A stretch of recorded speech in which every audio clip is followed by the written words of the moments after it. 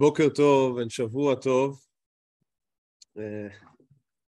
Today, in the third part of the four parts series about the responses of our Gdolim during the 80th and 90th century to the crisis that Yahadut found itself in, we'll speak about a very out of the ordinary, out of the box Gadol. And that is Reb Shimshon Raphael Hirsch, or Samson Raphael Hirsch. His name, by the way, was Shimshon. Raphael was the name of his father. So I guess that the way it went was that in the beginning they called him Rabbi Raphael, Rabbi Shimshon Raphaels, which means the Shimshon of Raphael, the son in Yiddish, the son of Raphael. And then the Samech, the S just fell away, and he became Shimshon Raphael. But really his name was Shimshon and the name of his father was Raphael. So Shimshon ben Raphael. Hirsch was a name he took to himself as a last name because his family was Shapira and later was Frankfurter, and he changed it to Hirsch. So that's about his name. But more important is to understand, obviously not his name, but the background into which he was born. Reb Shimshon Raphael Hirsch was born in 1808.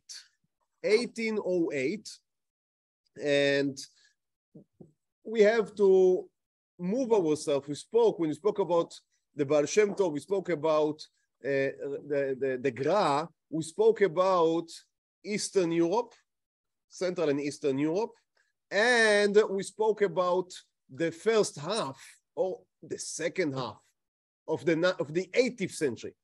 Now we are moving to West Europe and to the first half of the 19th century. The meaning of that is that the process we spoke about in our last shiurim of secularization, of enlightenment, all of that, give it now steroids and to understand the situation in Western Europe.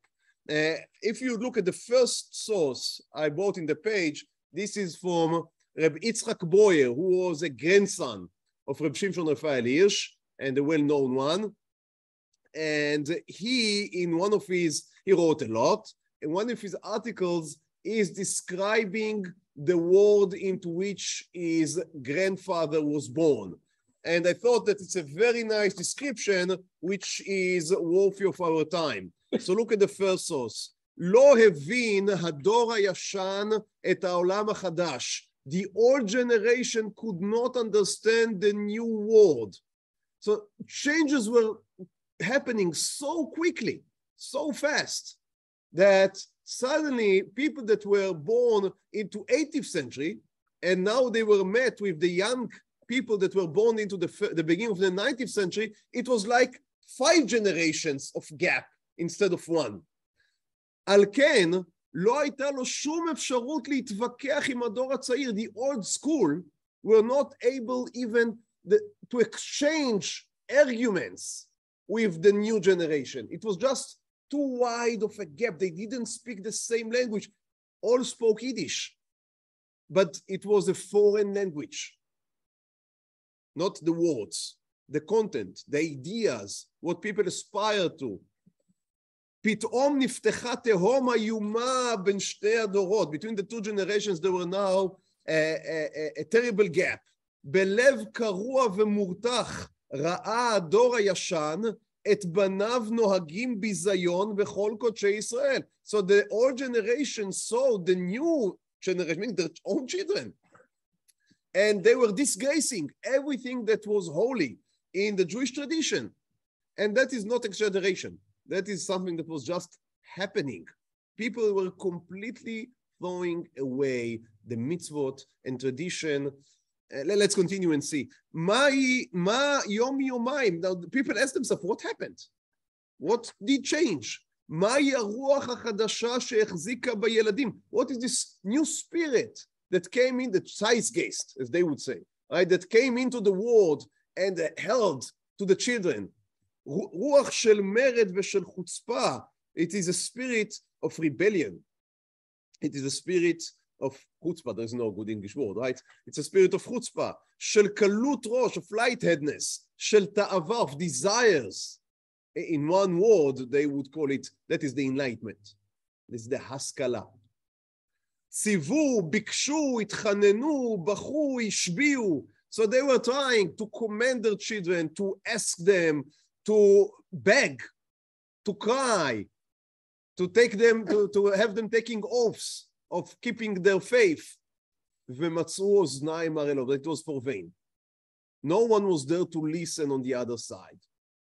והרבנים, so these were the fathers. What about the rabbis? The rabbis of all Germany, of Ashkenaz. We're speaking about a Jewish tradition of 1,000 years. A very strong Jewish tradition. These are communities that were giving their life in the time of the Crusades. So what is going on? Where are these forces? Where they have gone to? It says, where are the Rabbanim, גדולי ישראל? בהרגשה נפלאה. Now they had a very keen sense, says Rabbi יצחק ברויאר. מהיום הראשון את גודל הסכנה. They understood from the first day the danger. לא התמהמהו. They didn't wait. לעמוד בפרץ וללחום מלחמת השם. So they were trying to fight. החרימו את תרגום מנדלסון. This is Moses Mendelssohn, the well-known father of the Haskalah, of enlightenment. He himself was a Torah observant Jew. And when there was a certain priest that said to him, why wouldn't you convert? You're such a smart guy. You should convert. And Mendelssohn wrote a whole defense on Judaism. But nonetheless, he was of the opinion that Jews should open themselves to the new, exciting, and fresh European culture that was rising in Germany of the time. There was no Germany, obviously, but in the German lands of the time. And he wrote a commentary on the Torah that was written in German. Now, it was not only written in German, it was completely traditional in the sense there was no kfira there, no epikorsut, no heresy. But it was all in order to push the Jews slowly into be more acceptable to the German culture. In a sense, he used the Torah as a vehicle to have the Jews have a better German, because Yiddish was considered by the Germans and also by these new Jews as a very downgraded language. It is like a defect German. So a real mensch can speak real German. And if you speak Yiddish, then that is like some type of a jargon, a Jewish jargon. So that was looked upon as something old, filthy, uneducated.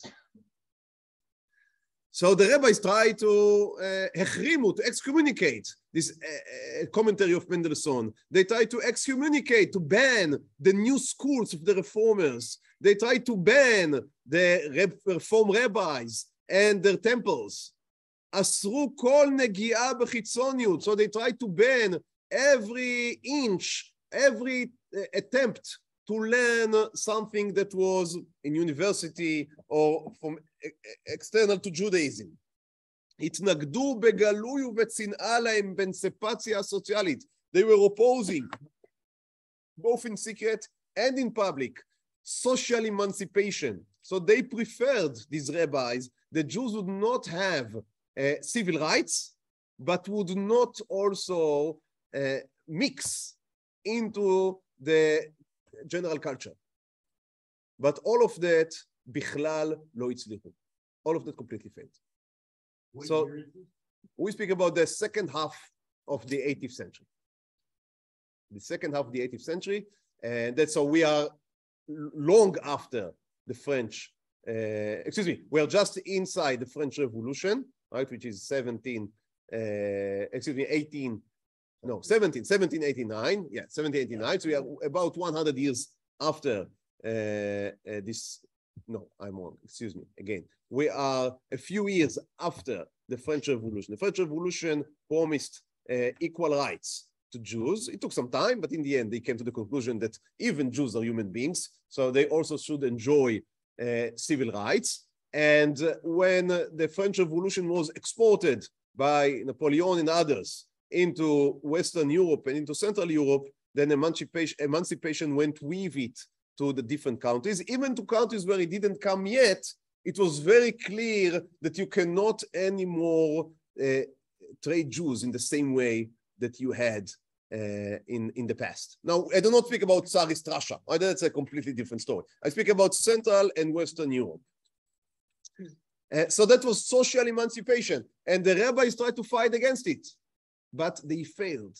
Why? Because the spirit of the time, again, in their way to say it would be the Zeitgeist, right? The spirit of the time was stronger, and they were fighting against it. That is like trying to block a tractor with your bare hands, a tank with your bare, it just won't work. You need to have some other tactic. And that is exactly the exposition he's trying to do to what his grandfather will try to achieve, not to oppose emancipation, not to oppose external culture, but to see how it can be achieved or how it can be integrated with Jewish strong faith, religion, and vital Jewish life. במשך שנים עבד רוב הדור, but we are still not there. So we are still with these old school rabbis trying to fight against the new spirit, failing, and as there are consequences to failure in chinuch, very dire consequences. They last the majority of the generation. That is just bare facts. Now you can argue what exactly were the reasons, and to what extent it was desire, stava, to what extent it was enlightenment, haskala, to what extent it was emancipation, but you cannot argue with the facts. The facts were that in the beginning of the 19th century, there were less than 30%, more or less than 30% of Jews in Germany that would still be considered to be called today observant Jews. That's just, now it's a very quick process. It took much longer in Russia. It happened there as well, but it took much, much, much longer. Under his after, yeah. So, עבד רוב הדור, most of the generation was lost. התחילו לכבוש את קהילות הקודש וגם הצליחו. He means here the reformers. So, the old school rabbis lost the war. Who were the leaders of the new generation? These were the reformer rabbis. Now, I am nowhere now in shul. It's not, while we speak about history a lot, in the end, that's a Torah shiur. I am interested in what our rabbis have to teach us and not in other, I don't even know what to say, almost other religions, very far from what our understanding of Torah. So I'm not going to go deep into what the reformers were doing, but we have to know that the reformers in Germany were as bad as they get. And they were extremely, it's not Hungary here. The argument is not about bringing an organ into the shul. That's not the question. The question is, would there be a shul? No, they wanted a shul. They wanted a shul. But they didn't want a mikveh, for example. A mikveh is a very strange thing, an ancient bath. What are you doing here? You have now water in your house. Baruch Hashem, it's modern times, and stop being crazy. So mikvahs are out, and Torah is out. Why? Because Torah was very nice to its time. But now we have modern advance. We have new values. We have Western values. We have new science. Why should we waste our time on these ancient teachings, which may have held, maybe you can be respectful, they may have held some truth to their time, but these are new times now. And they threw almost everything out. Almost everything went out of the window, and again, extremely quick. These people will sometimes still be considered as rabbis, and then there would be a convention of rabbis, and no one was yet aware that these are not real rabbis anymore. Nowadays, it's very, very clear. You know, we have a Reform rabbi, and you have an Orthodox, and no one can be confused. But back then, to many people, to the masses, they were rabbis, and they had a convention, and they agreed about some takanot, right? So think, okay, this is the new halacha. My rabbi told me. Now, many of the communities were obviously very at ease with rabbis that would be as soft and accepting of these new times. So these rabbis, if they may be called so, were extremely successful. So again, they conquered many, almost all, virtually all, of the communities in what we call today Germany, in Ashkenaz.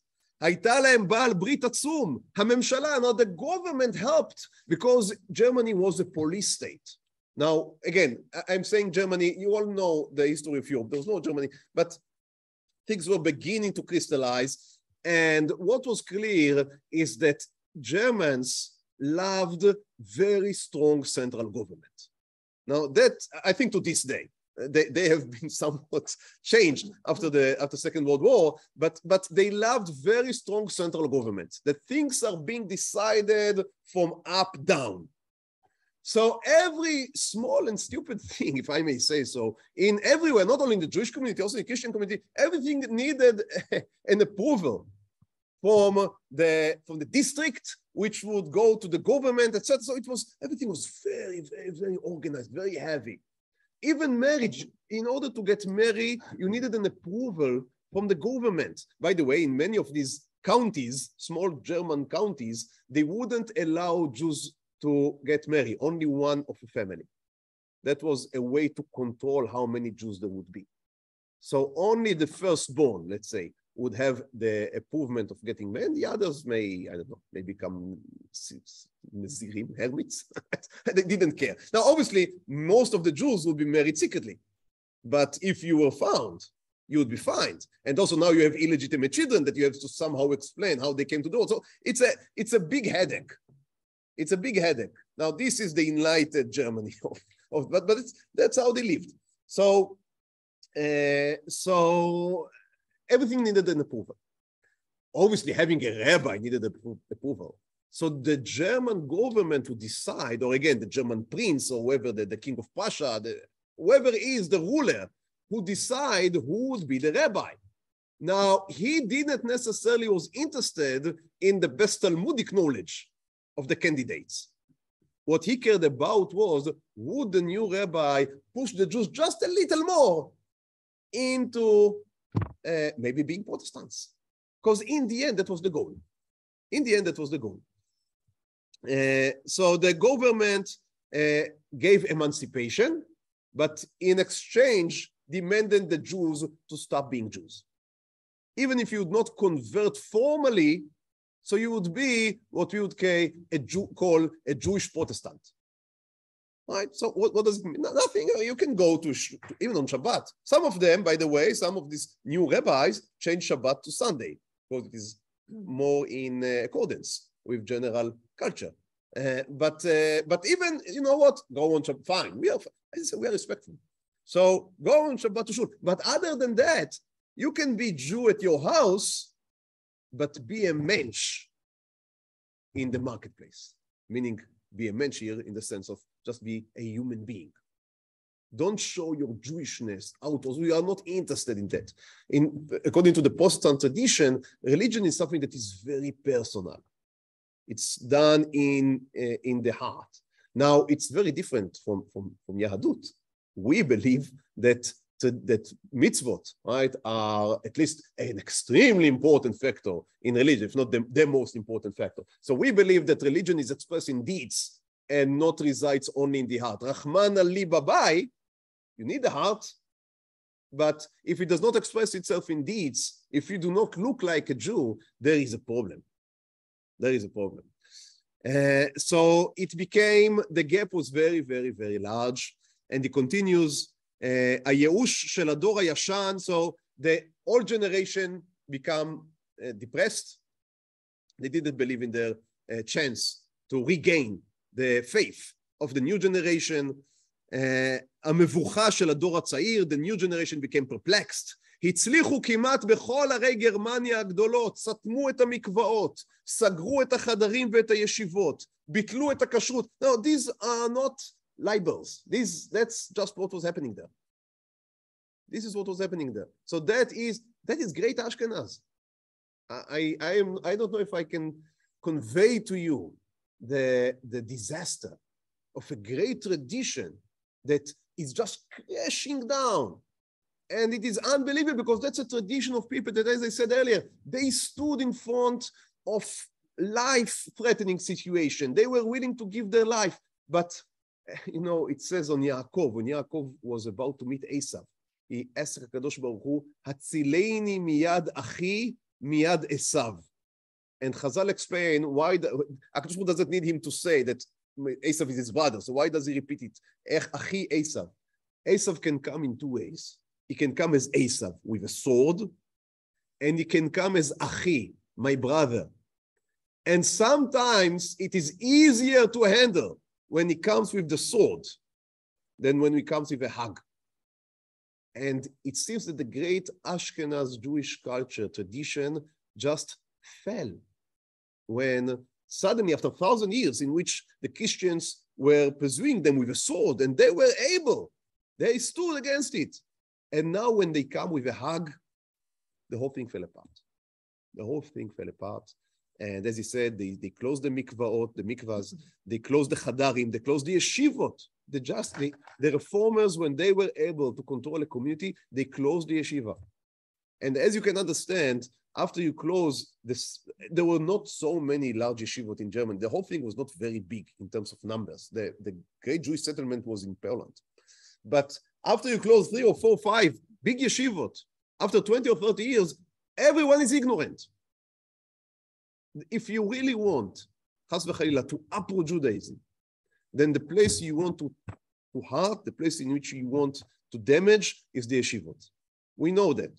I mean, if there is one thing you can learn from the last 150 years, is that where there were vital and strong yeshivot, Jewish education, what we would call maybe Jewish day schools, then Judaism was able to survive in a very strong, even in very difficult environment.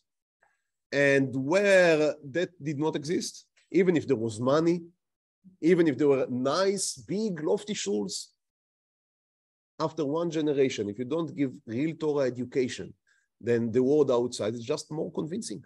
That's it. It is just more convincing. If you have a very thin layer of Torah, and then you meet Western civilization really has some strengths. It is able to convince. So if you are not really armed with real Torah, then the encounter may be disastrous. And it was for many, many Jews in many, many places.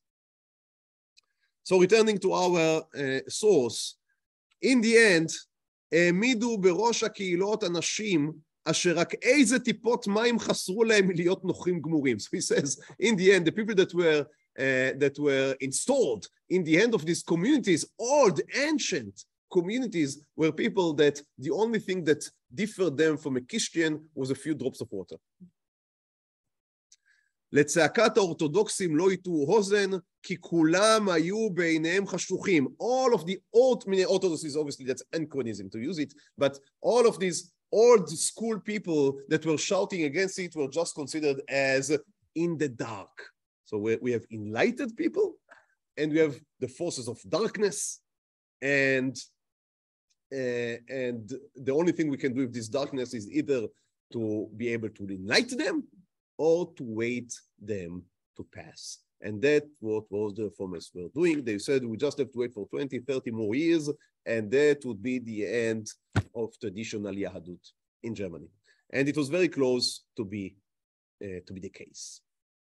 And then enter into the stage, Rabbi Shimshon Raphael Hirsch. So as I said, he was born in 1808.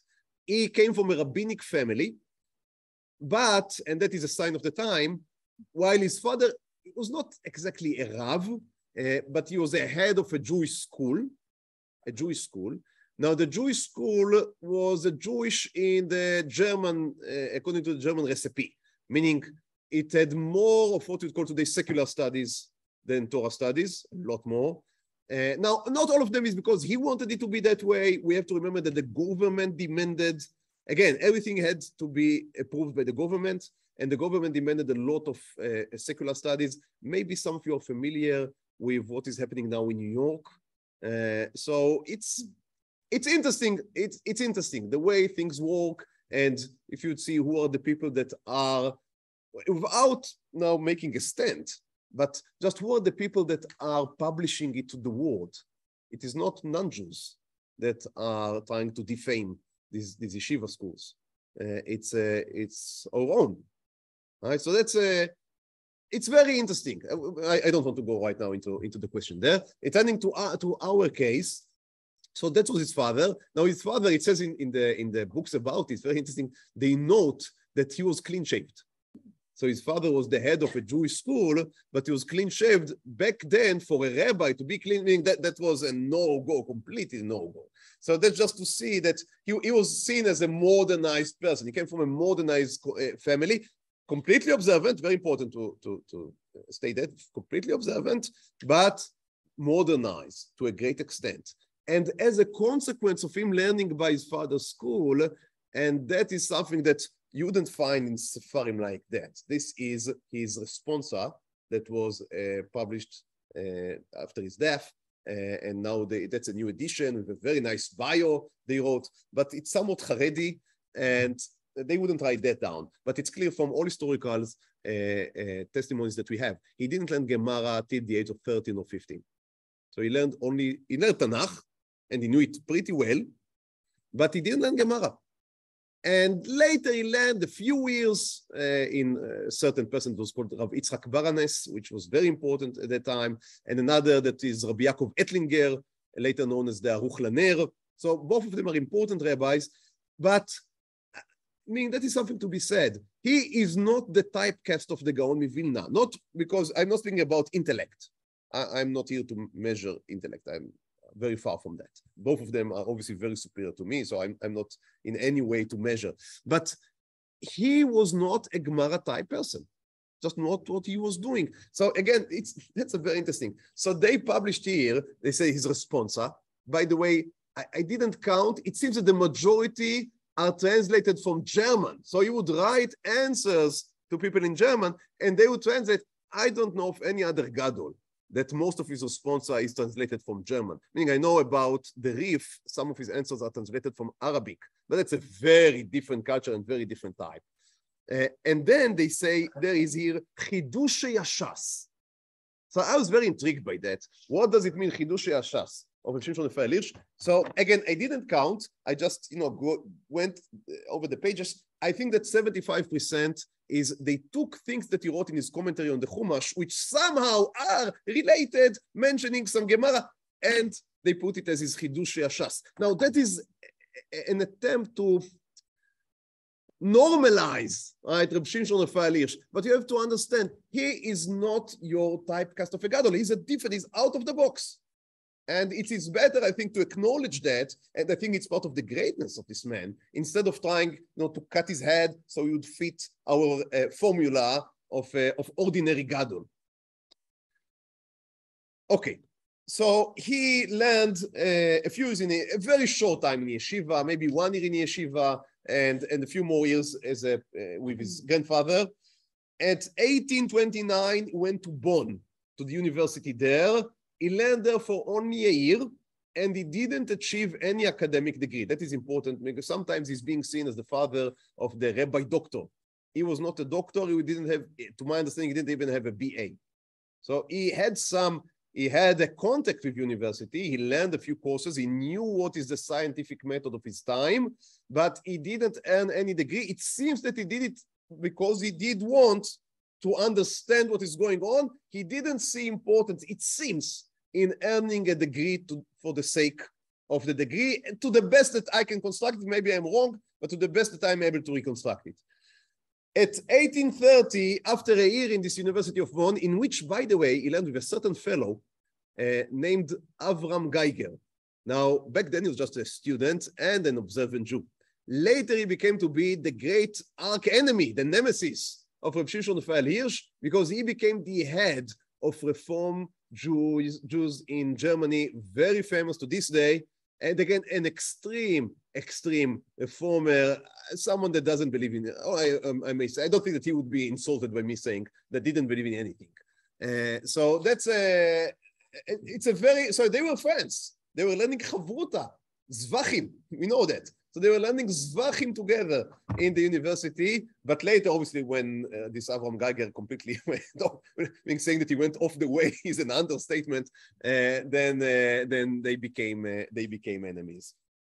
Okay, in 1830, he is still single, and he is already called to his first rabbinic position. So by the way, so he's 22, still single. We see here again the modernization of German Jews, because it is unthinkable in traditional Jewish society that you would live to the old age of 22, not married. But if you want to learn at gymnasium, in which, by the way, he did learn, and meaning a high school, we call today, and the university, you need the year. You cannot get married in the age of 13 or 15, as was the minhag in Russia or in Poland of the time. You need the years, right? As, by the way, as we have today. As we have today, we need the time. You need, if you want to be acculturated into society, it takes time. And Rabbi Shimshon Raphael, in the age of 22, is still unmarried, and he is getting his first rabbinic position in. It sounds like, you know, if you tell me his background, so I'd have to come up. He got a rabbinical permission from, meaning a Eiter Hora'ah, from Rabbi Yaakov Ettlinger, and people were looking for modern rabbis in Germany. And he was looked at the age of 22. He seemed to be a very modern person. He went to university. He came from a modern family. I mean, they couldn't do what you know, that he's going to be the father of neo-orthodoxy, right? So it may be that some people there made maybe the wrong move.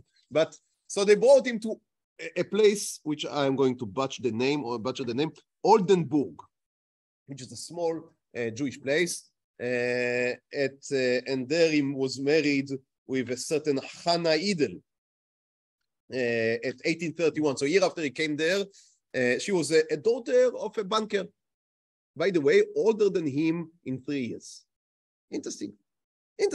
Yeah, I have no comment about it, just interesting. They called her the Rebbetzin. From a very young age, he says, from the age of 16, and much more before she was married to him. So I guess that he couldn't find any girl that was appropriate. I mean, again, for someone that really wants to live strict, observant Jewish life, it was very difficult to find a shidduch in Germany of the time. Just very, very difficult.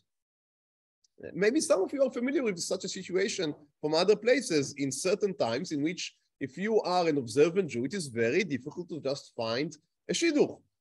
And so he's there, and he has time, right? Because it's a small Jewish community, he has time in his hands. So what he's doing is, A, perfect in his knowledge of Shas and Poskim, because he understands that it's important for him to be knowledgeable in these areas.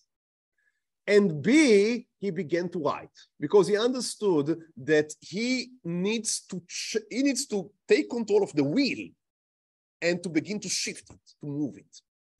And what he holds is that the way to change the education, he knows that immediately that what needs to be changed is education. By the way, in that he was a pioneer, understanding that we need modern Jewish day schools, because Chadarim would not work anymore. People don't want to send their children to Chadarim, because they are filthy, they have no standards, there is no secular learning, the rabbis are breaking the bones of the children. The parents do not want to send it. It wouldn't work. There is no way to fight against this title. What you need to do is to produce new modern day schools that would be religious. Now, unfortunately, I believe that if this insight of his would have been, let's say, exported to the United States of the time, to America of the time, then we would not be dealing today with millions of Jews who are completely unaffiliated. Because the mistake of not having a good Jewish education there, I think, cost us dearly, dearly. But he understood that. He understood it in Germany, and he understood that what he needs to focus his efforts is about education, with the children, with the youth. And first of all, he needs to write a book, which children back then were reading books. So there was such a thing, because there was no TV yet. So they were reading books. And he said, I would write a book in which I would explain the mitzvot. And it would be so attractive to them. They would want to observe the mitzvot.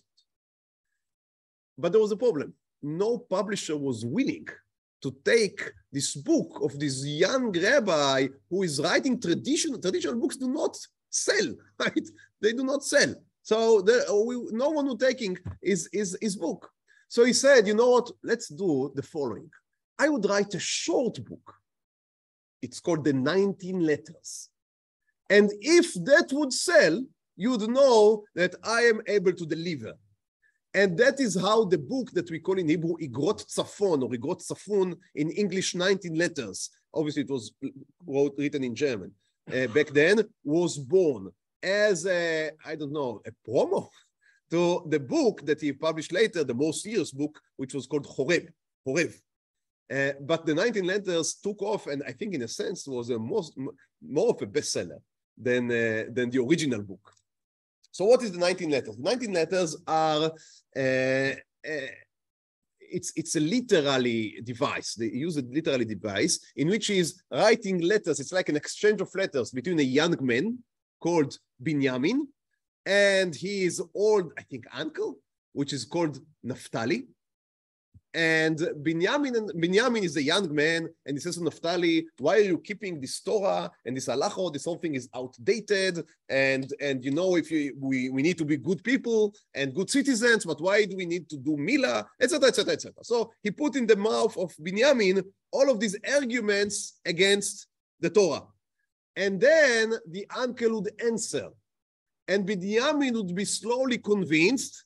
And by that way, you as a reader, especially if you're a 16 years old German Jewish boy, you are, in the beginning, you identify. So it's a very good literary device. In the beginning, you identify with Binyamin because, yeah, his questions are very good, and you're being sucked into the story. But then as Binyamin is being convinced, you find yourself convinced as well. So he was a genius of education. There is no question about it. He was a genius of education. By the way, it's a very good book. I have to admit, I returned to it when I prepared this shiur. I remember it from years ago when I read it.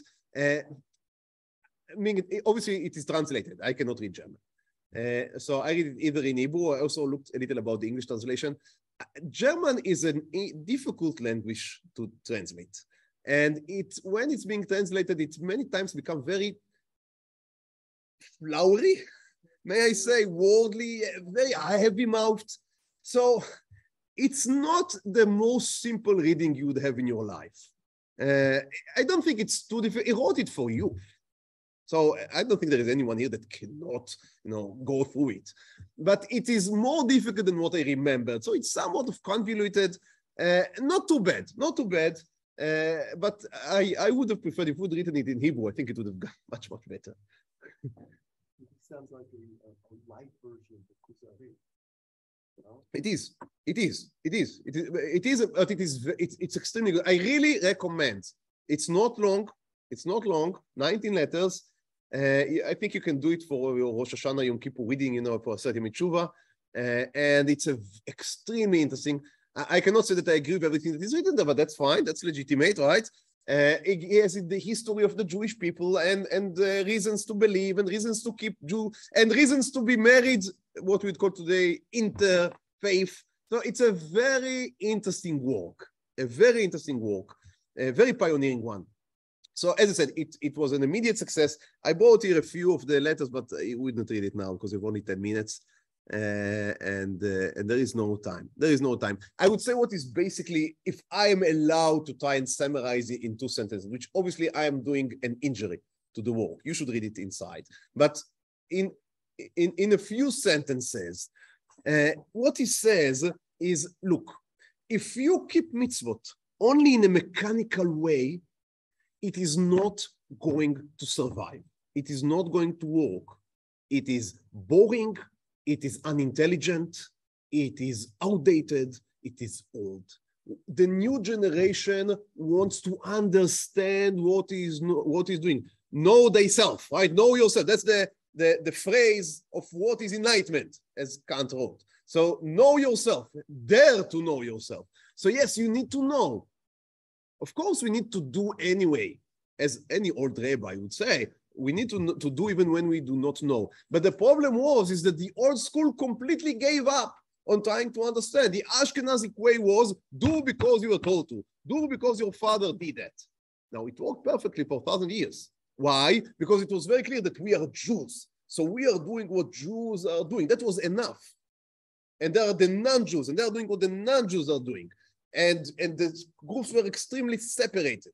But when the groups begin to mix, just saying you are a Jew, so do the Jewish things, doesn't work anymore, because you ask, why? Why do I need to be a Jew?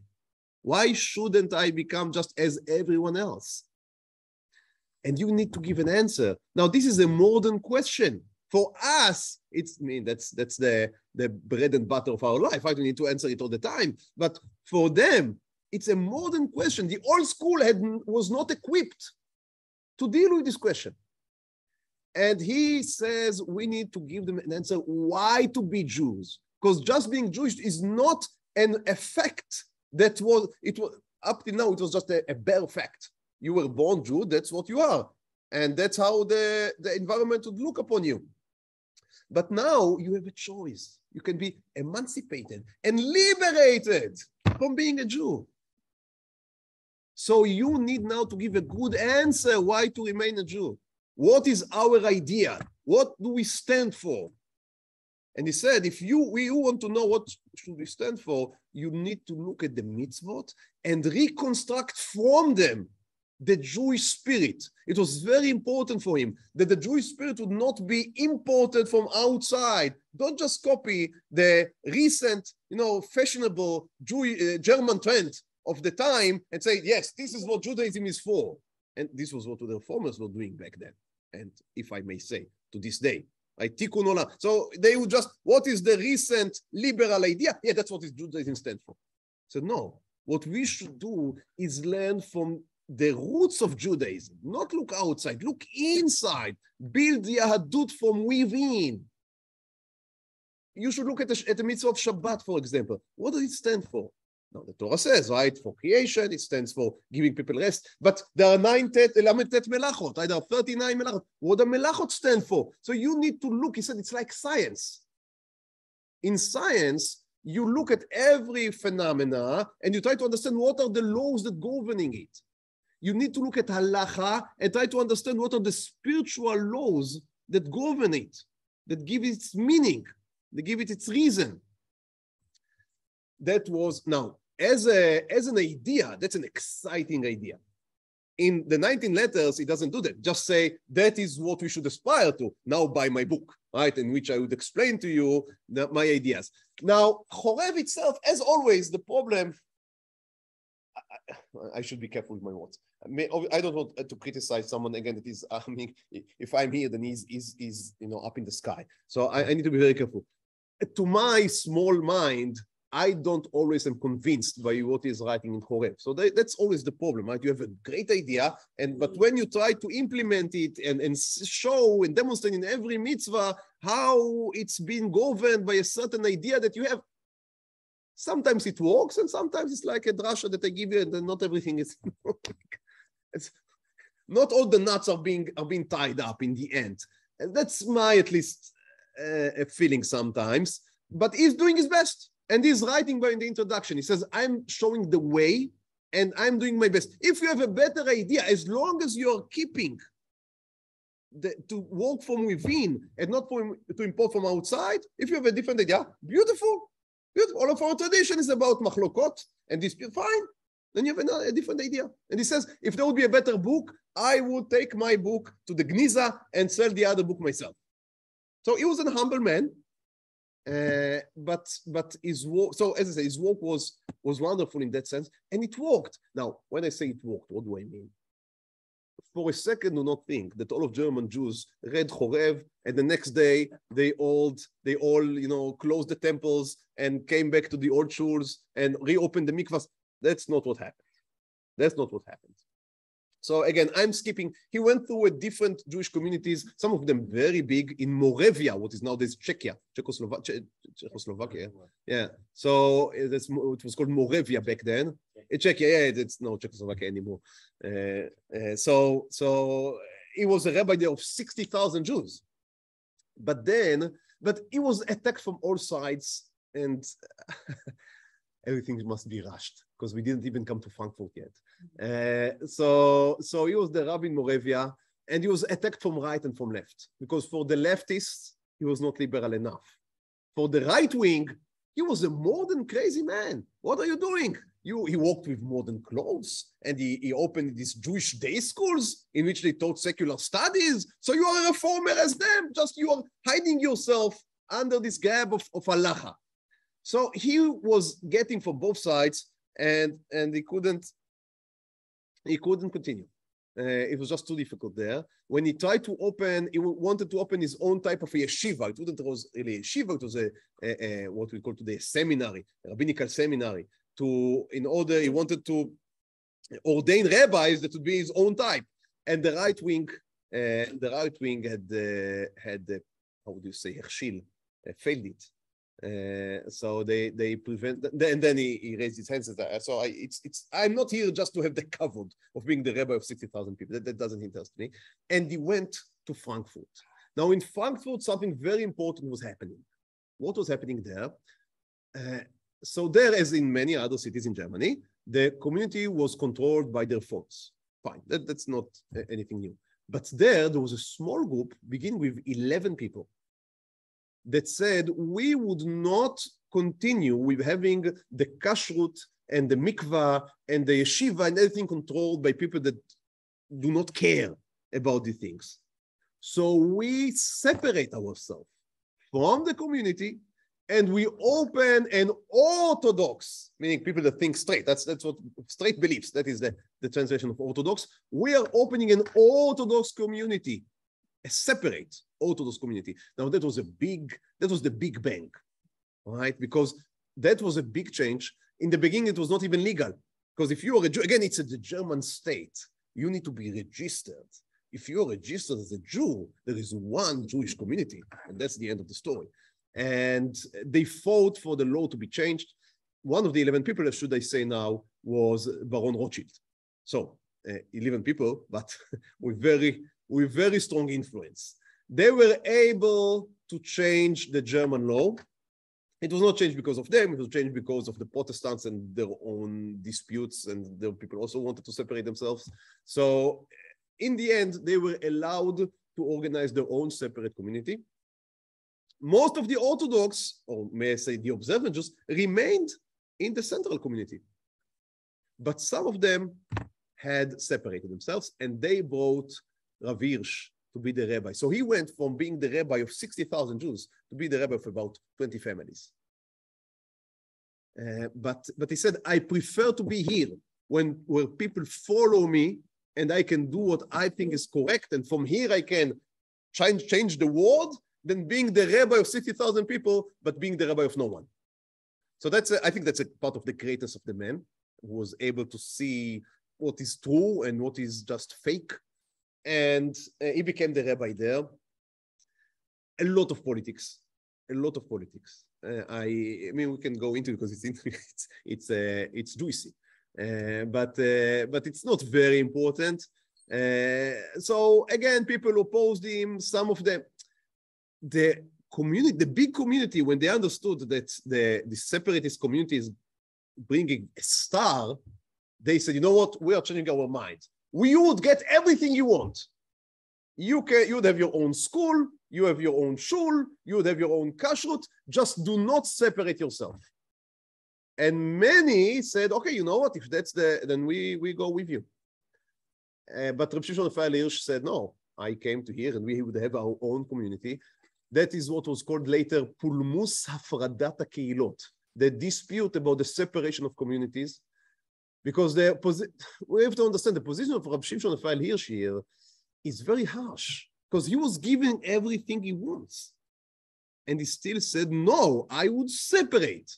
So you can see why many people saw that as a very problematic position. Because why do you separate yourself? There is no halachic reasoning for that. He said, no, I would not sit where the vad is compromised. Even if I am, as an individual, is given religious freedom, I want my shul to be run by Orthodox people. So again, what for us may seem, no, maybe not, but what for us may seem as simple, there was a big chidush. He went into fight with a certain rabbi called Rav of Winzburg, of Bamberger, and a great rabbi of the old school, who thought that Rabbi Shimshon Raphael should not separate the communities. And he gave a psak to the people in Frankfurt, meaning Rabbi Shimshon Raphael's people, that they should not separate themselves. And Rabbi Shimshon Raphael, and he published it in the newspaper. And Rabbi Shimshon Raphael published a response saying, how can you give a psika in, it's my place. I am the Maradatra.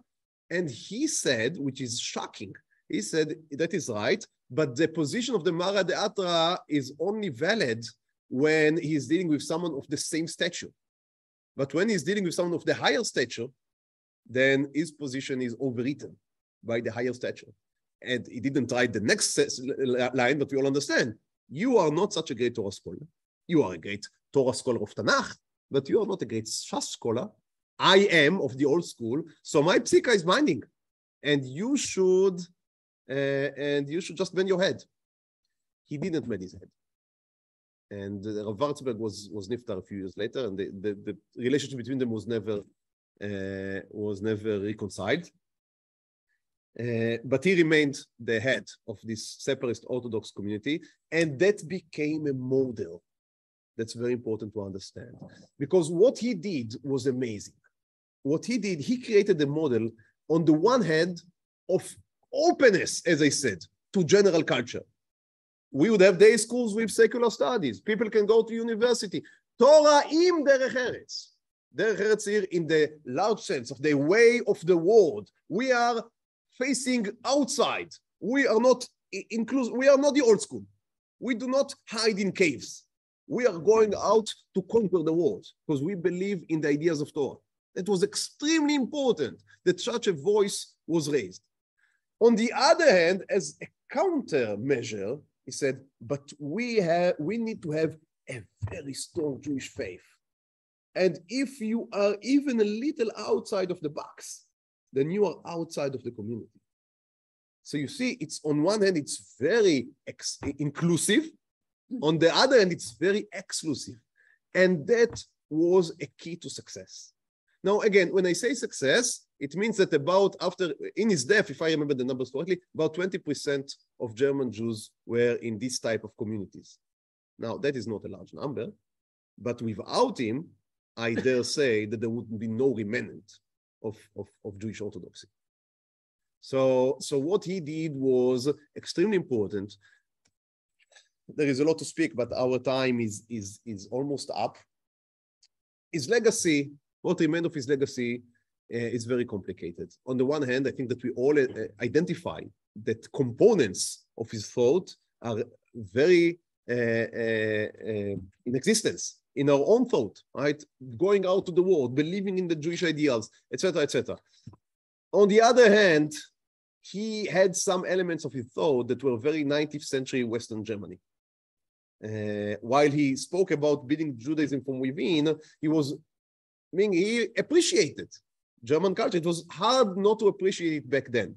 And now, again, we are after Second World War and everything is changed regarding Germany. You have to understand, it's very difficult to jump across this gap.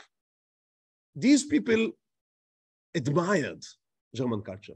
That was the highest of human civilization. And so he opposed Zionism, and he thought that Jews have still things to do in diaspora because they have to teach the Gentiles, things that, for us, it makes no sense. I mean, there's no one to teach. They would murder you. That's the bottom line. If we are to be a light unto the nations, it's by building here a society, and they seeing what we are being here and coming here to learn, which does happen from time to time when we are in our best hours. But now, I mean, saying that we should be in the diaspora in order for them to see how we are managing our communities, I don't think that flies anymore. So these are components of his ideology that I think became obsolete. Again, I do not blame him for anything. He did the best under his time and his conditions. Opposing Zionism was a mistake, a regrettable mistake that obviously made most of his communities just stuck in Germany in times in which it was better not to be there. But who can blame him? He died in 1888, so that's a long, long time. before the Holocaust, and people that were living during the Holocaust were not always able to understand what is going on. So it's chas v'chela, it's nothing against what he said. It's just that some of the things that he believed in were proved to be less, I would say, relevant in our times. But nonetheless, his emphasis on education, his understanding that that is the key to everything else, and his understanding that we need not to hide from the external world, but to face it, armed with strong Torah education. I think these are ideas and elements that we need to embrace to this our own very day and in today. Yeah. And in this sense, he was a pioneer, and he's someone that should be to this day admired and learned from. Thank you. Rabbis before him, they had very easy jobs because it was more easy, to my opinion, because the community were kept in a ghetto.